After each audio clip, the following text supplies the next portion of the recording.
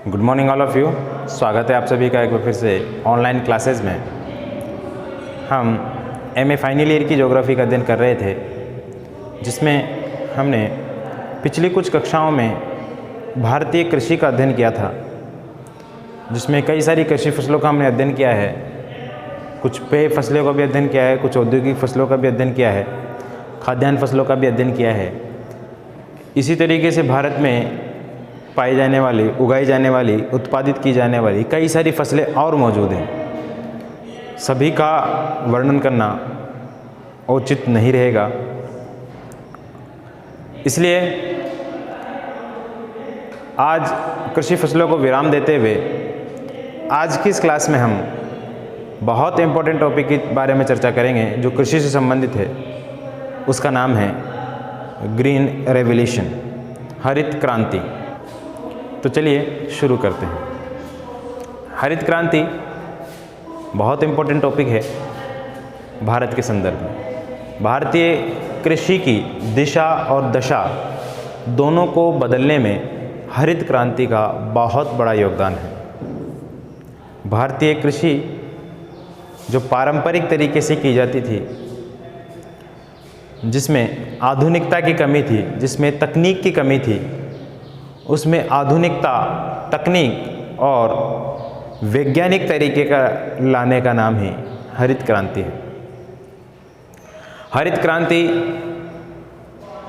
की शुरुआत कब से हुई, यह एक अहम मसला है, लेकिन भारत में 1962 और 1963 के आसपास, देश के आज़ाद होने के 10-12 साल बाद ही देश में भयंकर सूखा और अकाल पड़ा। देश को भयंकर सूखे और अकाल की समस्या से जूझना पड़ा। उसके बाद क्या हुआ? उसके बाद काफ़ी सारे जो विदेशी वैज्ञानिक थे, कृषि वैज्ञानिक, अर्थशास्त्री, उन्होंने क्या कहा कि भारत में आने वाले कुछ सालों में बहुत भयंकर स्थिति होने वाली है। एक ब्रदर्स है, दो भाई थे जो दोनों विद्वान थे, उन्होंने तो यहाँ तक कह दिया कि आने वाले कुछ सालों में भारत माल्थस के सिद्धांत के अनुरूप होने जा रहा है। माल्थस का सिद्धांत हमने ह्यूमन ज्योग्राफी के अंतर्गत पढ़ा था, जो ये बतलाता है कि किसी भी देश में प्रति 25 सालों में जनसंख्या ज्यामितीय तरीके से बढ़ती है, दुगुनी बढ़ती है संसाधनों की अपेक्षा। संसाधन अंकगणितीय रूप से बढ़ते हैं, यानी कि किसी देश की जनसंख्या 25 सालों में दुगनी हो जाती है, जबकि संसाधन एक ही आगे बढ़ता है। जैसे एक संसाधन है तो 2 हो जाएगा, 2 से 3 हो जाएगा, 3 से 4, लेकिन जनसंख्या 1 से 2, 2 से 4, 4 से 8 इस तरीके से बढ़ेगी। तो एक स्थिति में जाकर के जनसंख्या बहुत ज़्यादा हो जाएगी और उसके लिए जो खाने की आवश्यकता है, खाद्य संसाधन जो है, वो उसकी तुलना में बहुत कम रह जाएंगे। इस कंडीशन में माल्थस का सिद्धांत लागू होता है। माल्थस ने कहा था जब ऐसी कंडीशन होगी तो ऐसी कंडीशन में 2 ही चीज़ों के द्वारा इसका समाधान निकाला जा सकता है। पहला है मानवीय नैतिकता। मानव अपनी नैतिकता के अनुसार जनसंख्या वृद्धि करना छोड़ दे, यह संभव नहीं है।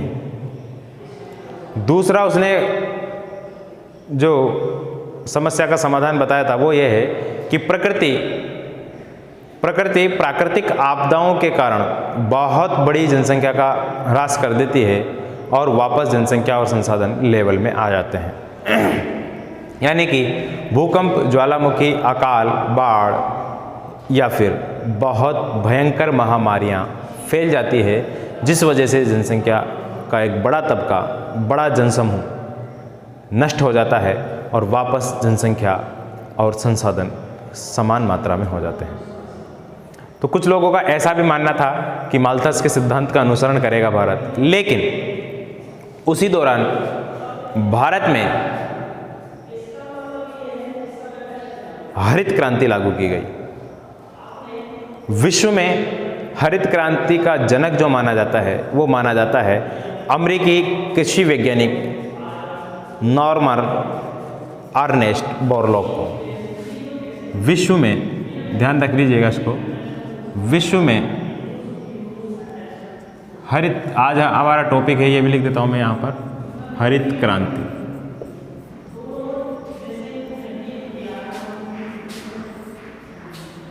Green revolution.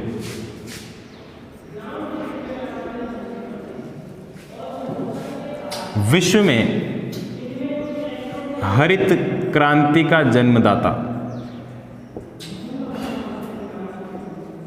ये माना जाता है, एक अमेरिकी विद्वान थे, अमेरिकी वैज्ञानिक थे, कृषि वैज्ञानिक है, जिनका पूरा नाम है नॉर्मन अर्नेस्ट बोरलॉग। इन्होंने सबसे पहले हरित क्रांति की बात कही थी विश्व में, जबकि यह हरित क्रांति, ग्रीन रेवोल्यूशन जो शब्द है, यह शब्द जो दिया था वो एक अमेरिकी ने ही दिया था, जिसका नाम है विलियम गेड। विलियम गेड नामक एक अमेरिकी विद्वान था, उसने सबसे पहले शब्द का इस्तेमाल किया था ग्रीन रेवोल्यूशन, हरित क्रांति। भारत में हरित क्रांति का जो जनक है,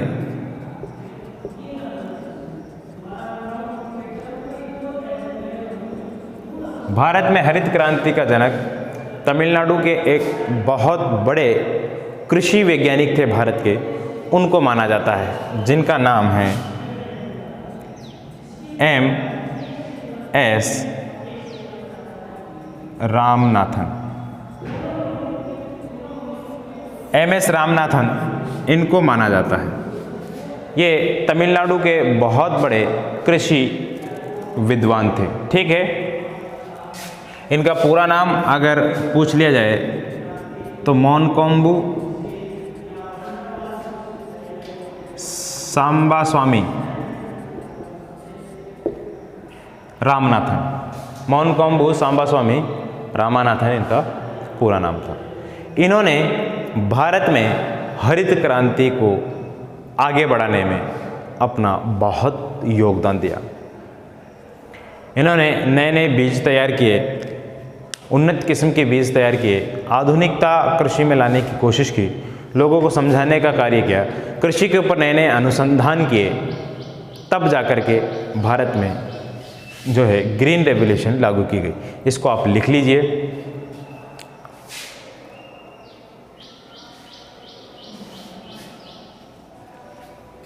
इसके बाद देख लीजिए हरित क्रांति किसको कहते हैं।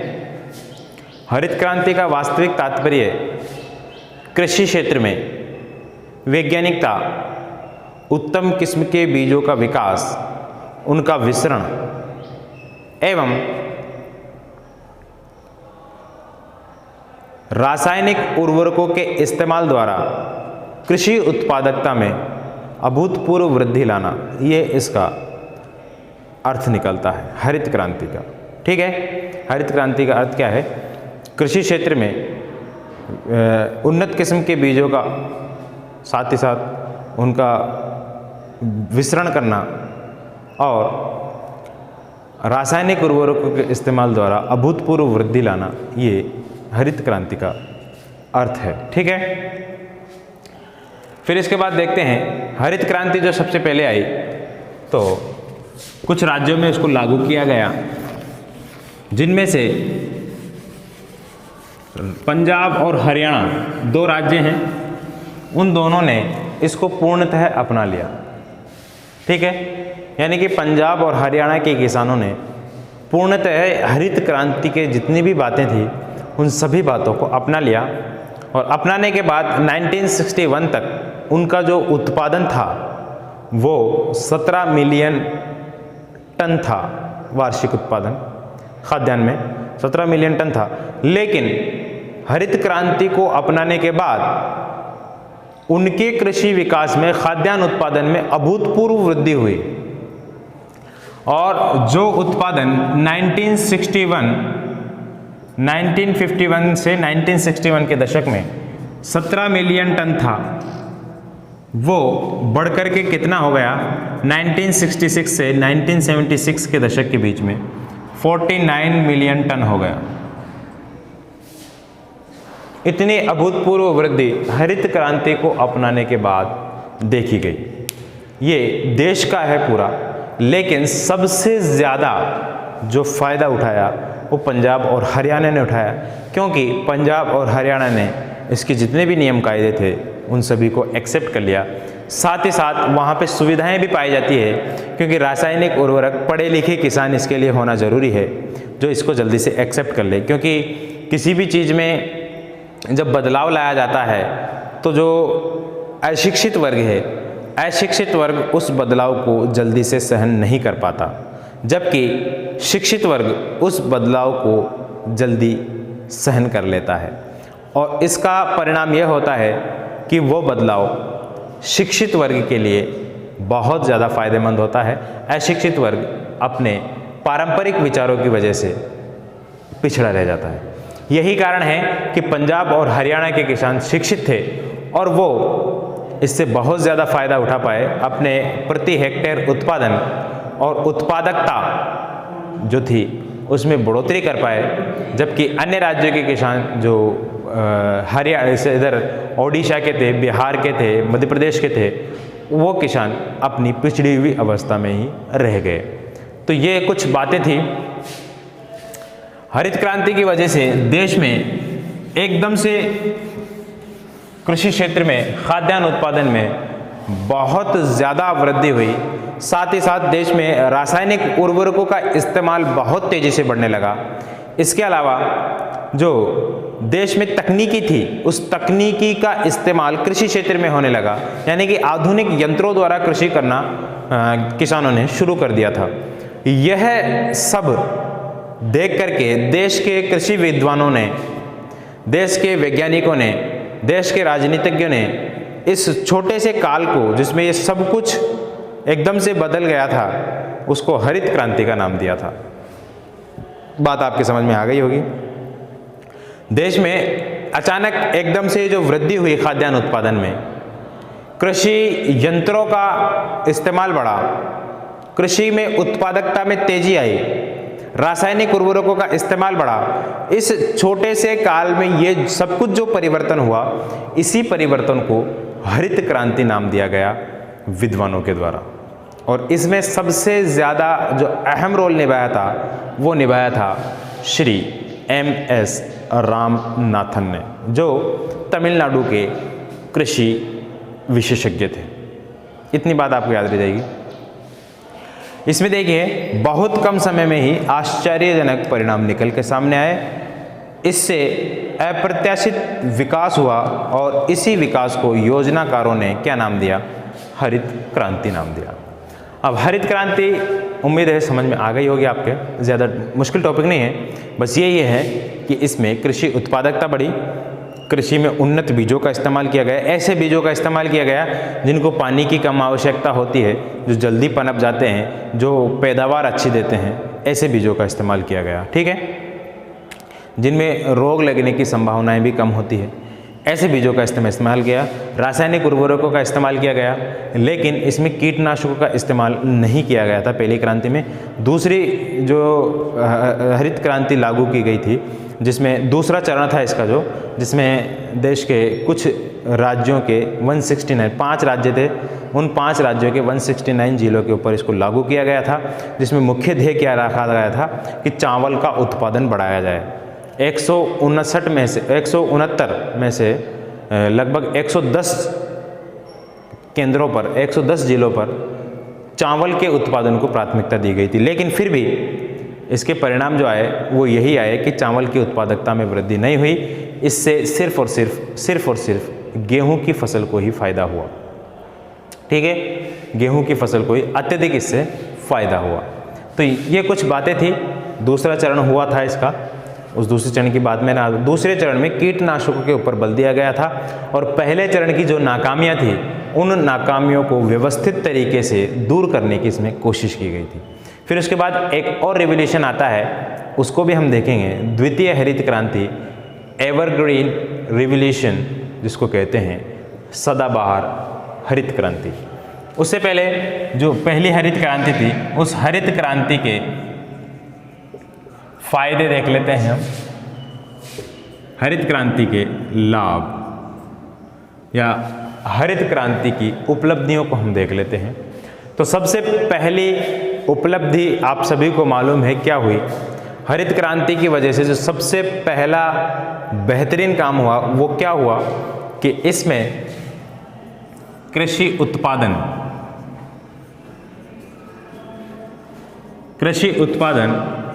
और उत्पादकता, कृषि उत्पादन और उत्पादकता दोनों में ही क्या हुई, वृद्धि दर्ज की गई।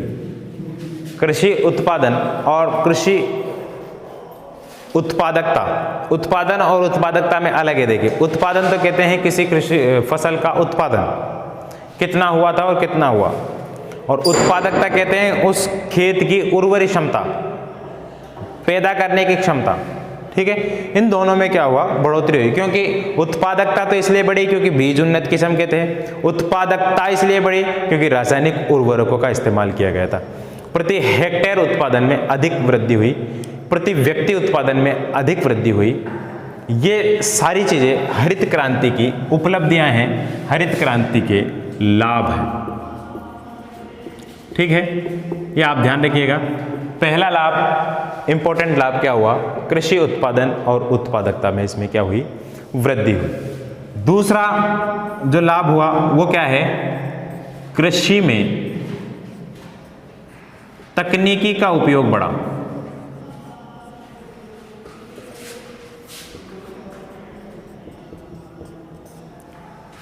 जो देश के पारंपरिक किसान थे, जो बैल के पीछे हल लगाकर कुदाली, फावड़ा और परंपरागत कृषि यंत्रों से जो कृषि करते थे, उनके स्थान पर किसान आधुनिक यंत्रों द्वारा तकनीकी के माध्यम से, टेक्नोलॉजी के माध्यम से कृषि करने में निपुण हुए।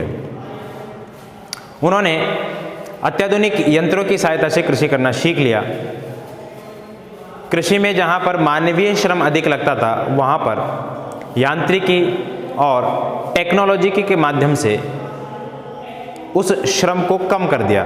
तो कृषि में टेक्नोलॉजी आ गई, ये इसका दूसरा फायदा हुआ।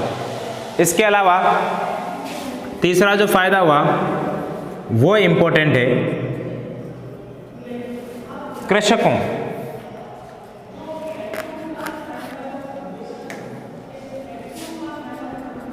कृषकों की आय में वृद्धि। ये इंपॉर्टेंट है। हरित क्रांति की वजह से क्या हुआ, जो कृषक थे, किसान थे, उनकी आय में, वार्षिक आय में वृद्धि दर्ज की गई। जो पहले बहुत कम पैसा कमा पाते थे अपने फसलों को बेच करके, अब वो बहुत ज़्यादा पैसा कमाने लगे क्योंकि उनकी उत्पादकता बढ़ गई थी। उन्होंने अच्छे बीजों का इस्तेमाल किया था, बेहतरीन क्वालिटी वो देने लगे थे। इस वजह से क्या हुआ, इस वजह से यही हुआ कि उनकी प्रति व्यक्ति आय, या कह सकते हैं कि किसानों की आय, वो उसमें क्या हुआ, वृद्धि होने लगी। ठीक है, इसके साथ साथ जब कृषकों की आय में वृद्धि होगी तो राष्ट्रीय आय में भी क्या हुई, वृद्धि हुई। राष्ट्रीय आय, जिसको जीडीपी, सकल घरेलू आय कहते हैं, सकल घरेलू उत्पादन जिसको कहते हैं, उसमें भी वृद्धि हुई। जीडीपी, ग्रास डेवलपमेंट प्रोग्रेस जिसको कहते हैं, इन सभी में क्या हुआ, वृद्धि हुई। ठीक है, राष्ट्रीय आय में वृद्धि हुई, कृषकों की आय में वृद्धि हुई और लोगों को रोजगार के साधन मुहैया हुए, रोजगार मिला लोगों को। ये सभी इसके हरित क्रांति के लाभ थे। और किसानों ने परंपरागत तकनीक को छोड़ करके आधुनिक तकनीक का इस्तेमाल करना शुरू कर दिया उन्होंने जो खेतों में पानी देने की जो पारंपरिक तकनीक थी, नालियां बना करके जो पानी देते थे, अब उस पानी को बचा करके फव्वारा पद्धति का इस्तेमाल करना शुरू कर दिया, बूंद बूंद सिंचाई पद्धति का इस्तेमाल करना शुरू कर दिया। तो ये सारी चीज़ें थी, नहरी सिंचाई का प्रचलन बढ़ गया, इतनी सारी चीज़ें इसमें देखने को मिली। तो ये हरित क्रांति की उपलब्धियां हैं। इसके बाद हरित क्रांति की उपलब्धियों के बाद हम देख लेते हैं हरित क्रांति की कुछ हानियां भी हुई, हरित क्रांति के कुछ नुकसान भी हुए, उनको देख लेते हैं। हरित क्रांति की कमियां देख लेते हैं, क्या कमियां रही।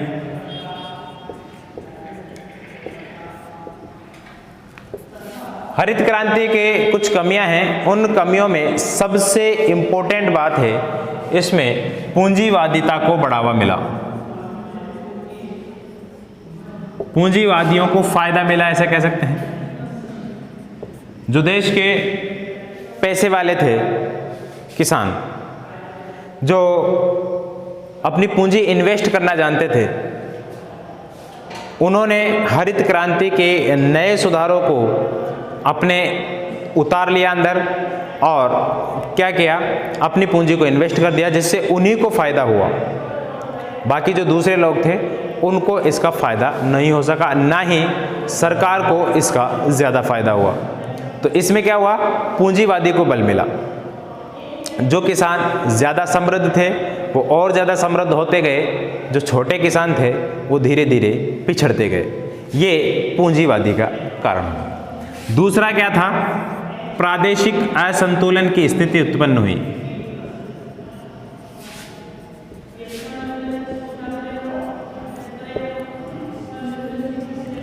प्रादेशिक असंतुलन का मतलब क्या है?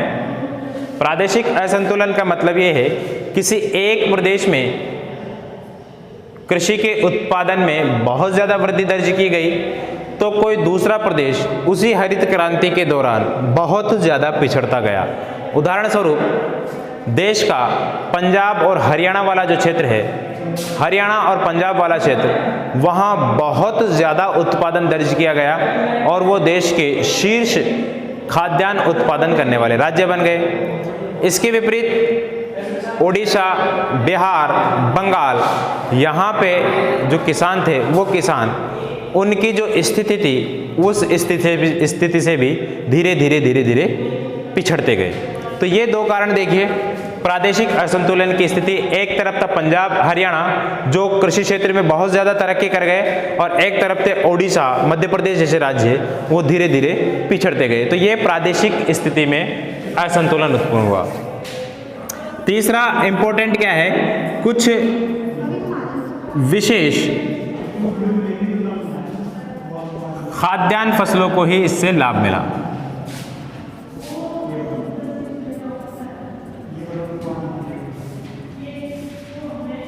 हरित क्रांति का एक और इंपॉर्टेंट टॉपिक क्या है, जो एक और कमी रही, वो क्या है, कुछ विशेष खाद्यान्न फसलों को ही इससे फायदा मिला। जैसे गेहूं की कृषि, केवल सबसे ज्यादा फायदा किसको मिला, गेहूं की कृषि में अभूतपूर्व वृद्धि दर्ज की। चावल में इसकी तुलना में कम हुआ, जबकि दलहनी फसलें, औद्योगिक फसलें, बागानी फसलें, इसमें कोई अभूतपूर्व वृद्धि दर्ज नहीं की गई, बहुत ज़्यादा तरक्की इसमें नहीं की गई। तो कह सकते हैं कि कुछ फसलों को ही इसका लाभ मिला। कह सकते हैं कि गेहूं की कृषि के लिए हरित क्रांति थी। सीधी सीधी बात कहें तो गेहूं की कृषि को ही विशेष फायदा मिला, इससे अन्य फसलों को ज़्यादा फायदा नहीं मिल सका। अब इसके बाद जो चौथा इंपॉर्टेंट टॉपिक है वो क्या है, आर्थिक विषमता। आर्थिक विषमता को ऐसे समझिए कि इसमें क्या हुआ, जिसके पास पैसा था, जिसके पास तकनीकी को खरीदने के लिए पैसा था, जिसके पास सिंचाई करने के लिए पैसा था, जिसके पास रासायनिक उर्वरक खरीदने के लिए पैसा था, जिसके पास उन्नत बीजों को खरीदने के लिए पैसा था, वो किसान तो क्या हुआ है, आगे बढ़ गए। उन किसानों ने तो बहुत मोटा लाभ कमा लिया, जबकि जो किसान गरीब थे वो किसान ना तो उन्नत बीज खरीद सके, ना रासायनिक उर्वरक खरीद सके, ना अपने खेतों को सिंचाई का जो पानी था उस पानी को प्रोवाइड करा सके। तो वो पिछड़े अवस्था में रह गए, जबकि जो पैसे वाले किसान थे जिन्होंने पैसा लगा करके इसमें काम किया, वो आगे बढ़ते चले गए। तो एक किसान और दूसरे किसान के बीच में बहुत ज़्यादा अंतर पैदा हो गया, जिससे आर्थिक विषमता की स्थिति पैदा हो गई। तो ये भी एक इम्पोर्टेंट इसकी कमी थी। पांचवी जो इम्पोर्टेंट कमी है वो क्या है, लोगों के पास क्या था, सुविधाओं का अभाव था। इतनी बात तो सरकार ने कह दी इसमें कि ये है, लेकिन लोगों के पास सुविधाएं नहीं थी। कई सारे किसान थे, ना उनके पास सिंचाई की सुविधा थी, वहां तक नहरें नहीं जाती थी। कुछ किसानों के पास उन्नत बीज नहीं थे, कुछ किसानों के पास तक रासायनिक उर्वरक की पहुंच नहीं थी। तो ऐसे किसानों में असंतोष जागृत हुआ और बहुत से लोग आपस में किसानों के प्रति द्वेष पैदा हुआ आपस में, जिस वजह से क्या है, ये हरित क्रांति कह सकते हैं कि यहाँ पर फैल रही। हरित क्रांति यहाँ पर क्या हुई, फैल रही। हरित क्रांति का इन लोगों को कोई ज़्यादा फायदा नहीं मिल सका। एक और इम्पोर्टेंट कमी क्या है कि लवणीयता में वृद्धि हुई। लवणीयता में क्या हुई, वृद्धि हुई। कृषि फसलों में बहुत ज़्यादा सिंचाई की गई अधिक उत्पादन पाने के लिए। तो कृषि की जो मिट्टी थी, कृषि करने की मिट्टी, वो मिट्टी धीरे धीरे ज़्यादा पानी के संपर्क में आने से लवणीय होती गई, उसमें क्षारीयता आने लगी और धीरे धीरे मिट्टी की उर्वरता क्या होगी, समाप्त होने लगी, नमकीन परत उसके ऊपर बिछने लगी। एक और इम्पोर्टेंट कमी क्या थी कि भूमि उर्वरता में क्या हुई, कमी। भूमि की उर्वरता जो थी, उत्पादन करने की क्षमता, भूमि की उत्पादन करने की क्षमता में बहुत ज़्यादा कमी दर्ज की गई, क्योंकि इसमें रासायनिक उर्वरकों का इस्तेमाल किया जाना मस्ट था। रासायनिक उर्वरकों का इस्तेमाल की वजह से अधिक उत्पादन लिया गया, जिस वजह से धीरे धीरे रासायनिक उर्वरकों ने मिट्टी की जो प्राकृतिक उर्वरता होती है, उस प्राकृतिक उर्वरता को नष्ट कर दिया और प्राकृतिक उर्वरता नष्ट होने की वजह से धीरे धीरे वो मिट्टी बेकार होने लगी, बंजर होने लगी। तो ये सारी चीज़ें थी जो हरित क्रांति के दौरान देश में देखने को सामने मिली। इसके बाद कल की कक्षा में हम बहुत इंपॉर्टेंट टॉपिक के बारे में चर्चा करेंगे जो हमारे लिए नया है, सदाबहार क्रांति, द्वितीय हरित क्रांति। और इसके अलावा देश में सफ़ेद क्रांति किस लिए हुई, पीली क्रांति किस लिए हुई, नीली क्रांति किस लिए हुई, एपीकल्चर किसको कहते हैं, एक्वाकल्चर किसको कहते हैं, बीटी कल्चर किसको कहते हैं, इन सारी चीज़ों के ऊपर हम चर्चा करेंगे। तो कल का लेक्चर बहुत इंपॉर्टेंट होने वाला है, नॉलेजेबल होने वाला है, तो बने रहिए हमारे साथ। मिलते हैं कल, तब तक के लिए मुझे दीजिए इजाज़त। नमस्कार।